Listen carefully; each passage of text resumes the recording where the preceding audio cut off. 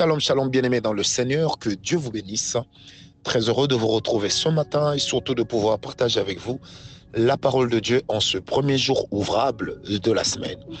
Car n'oubliez pas que pour nous, la Shabbat, le dernier jour de la semaine, c'est samedi. Et le premier, c'est dimanche que nous avons consacré à l'Éternel comme étant la prémisse de tous les jours de la semaine, mais aussi comme étant le sacrifice de ce que nous offrons à Dieu.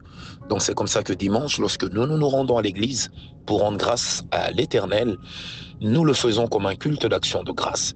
Et quand nous parlons de culte d'action de grâce, il y a deux connotations. C'est le culte dans lequel nous disons merci au Seigneur, mais c'est aussi le culte de la déclaration de foi dans lequel nous disons merci au Seigneur en avance pour ce qu'il va accomplir la semaine suivante.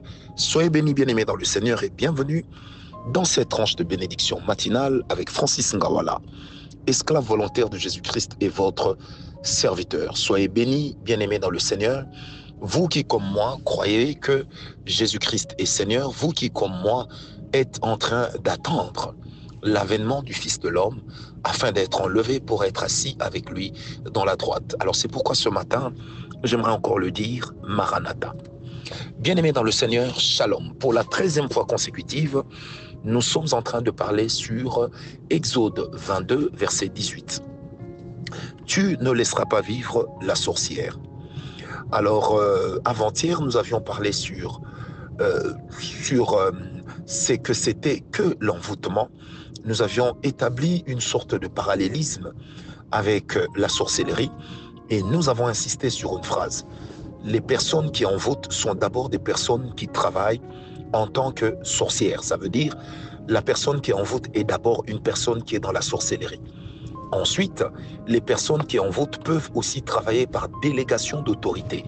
Ça veut dire qu'elles peuvent aussi travailler comme des personnes qui soumissionnent, qui soumissionnent un acte, une parole qui vient des parents. Vous savez, lorsqu'un parent maudit son enfant, lorsqu'un parent livre son enfant au diable, ça ne dit pas que le parent est dans la sorcellerie. Mais ça dit simplement, vu l'ascendance dont il jouit naturellement sur l'enfant, ces paroles valant leur pesant d'or sur la vie de l'enfant, eh bien, ça fera que le diable va en profiter. Les sorciers, les esprits errants, quand ce sont les sorciers qui en profitent, on parle d'un envoûtement direct. Et quand ce sont des démons qui en profitent, on parlera aussi d'un envoûtement, mais ce sera un envoûtement sans un esprit humain à la base. C'est quoi la différence? Un envoûtement avec un esprit humain, c'est lorsque les démons travaillent contre l'homme parce qu'ils ont reçu, ils auraient reçu une mission assignée par l'homme qui est dans la sorcellerie, avec qui ils travaillent. Mais lorsque c'est des parents, des tuteurs, des personnes auxquelles vous devez, qui vous maudissent ou qui vous livrent à Satan, en ce moment-là, il y a des esprits errants qui vont travailler à perpétuer cet envoûtement en vous, de sorte que ces paroles de malédiction puissent prendre vie. De même que lorsque nous sommes en contact avec la parole de Dieu, le Saint-Esprit fait que la parole de Dieu prenne vie, de même que ceux qui sont en contact avec le monde des ténèbres, ou tous ceux qui s'amusent avec tout, eh bien, bien-aimé, le diable peut aussi devenir pour eux une pierre d'achoppement extraordinaire. C'est pourquoi la Bible dit, par exemple, « Honore ton père et ta mère afin que tu vives longtemps ». Qu'est-ce que cela veut dire? Eh bien, cela veut tout simplement dire que lorsque j'honore mon père et que j'honore ma mère, bien aimé, je suis naturellement protégé par la loi et les principes de Dieu qui font que le diable ne peut pas faire contre moi ce qu'il veut. Amen, amen, amen. Alors bien aimé, donc l'envoûtement est quelque chose qui vient d'abord des sorciers.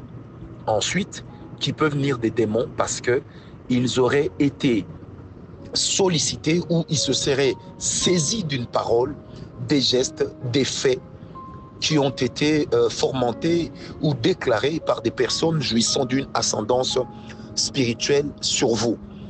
L'envoûtement peut aussi venir toujours des esprits mauvais qui peuvent le faire naturellement à cause d'une alliance qui existerait entre une famille et eux.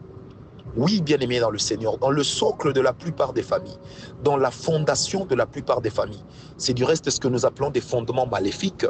Il existe malheureusement des cultes sataniques qui se sont peut-être déroulés dans la famille et qui ont donné comme un go pass aux démons, qui ont donné comme un pass permanent, qui fait que les enfants naissent envoûtés, ou les enfants naissent dans un environnement d'envoûtement. Et si nous ne les éloignons pas de cet environnement, eh ben, ils se retrouveront en train de développer un comportement de personnes envoûtées.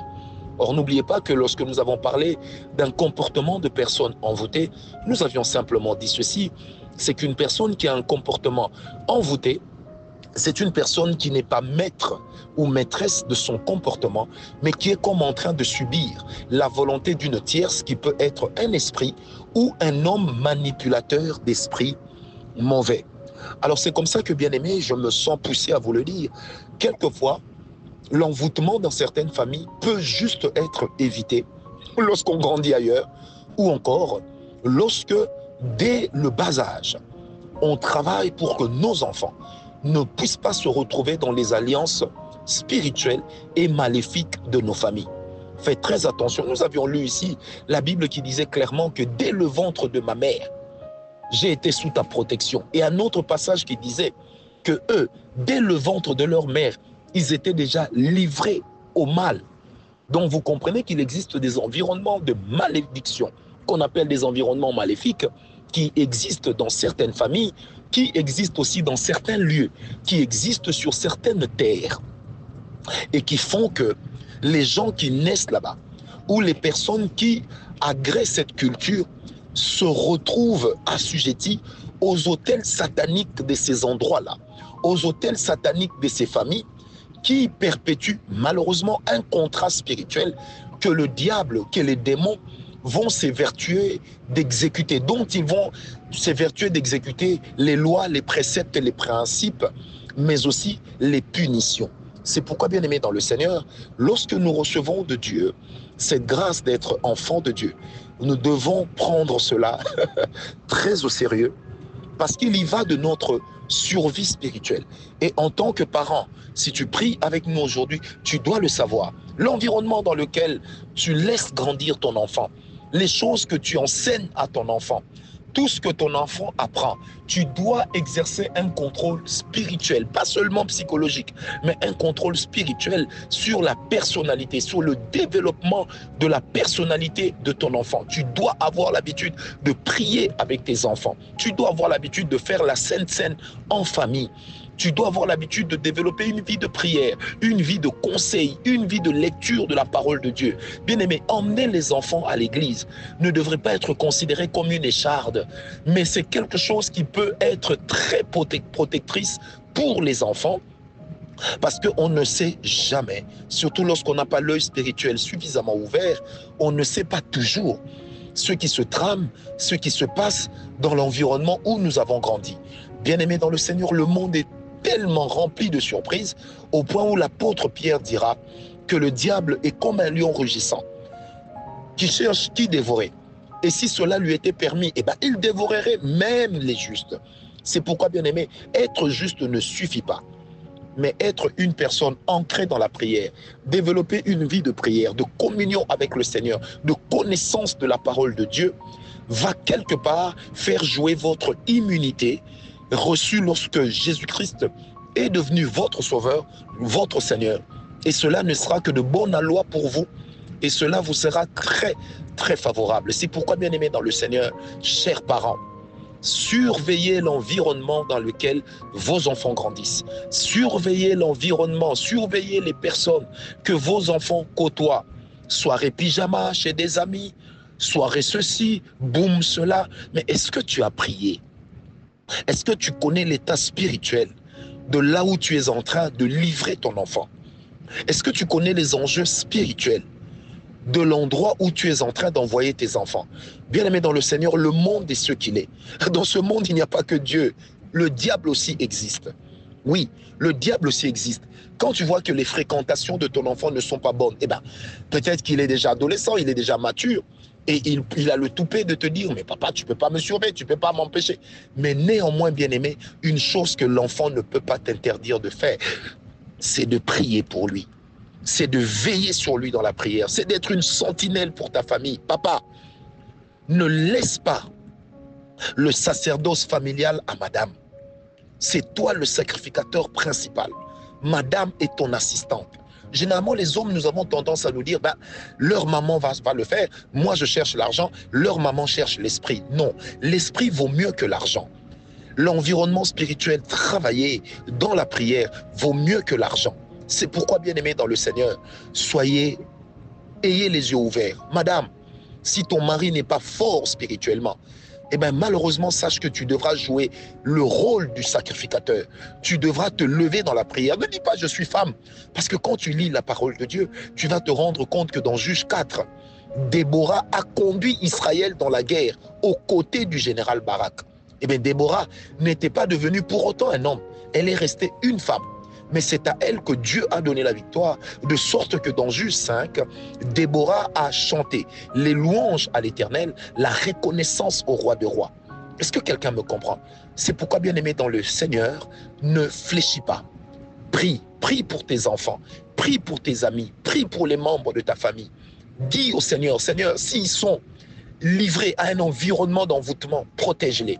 S'ils se retrouvent là où l'envoûtement est en train de travailler, Seigneur, protège-les, désenvoûte-les au nom de Jésus. Parce que, bien-aimés, n'oubliez pas que la prière du juste est d'une grande efficacité. Priez d'abord, chassez les démons, même là où ils ne sont pas. Vous ne savez pas quelle œuvre salvatrice vous serez peut-être en train d'accomplir. J'espère que je parle à quelqu'un. Tu es peut-être jeune, mais tu es plus avisé. Tu es peut-être enfant, mais tu as plus de compréhension. Bien-aimé, la Bible dit dans le psaume 119, la compréhension de ta parole me rend plus avisé que ceux qui ont les cheveux blancs. Donc l'âge n'est rien.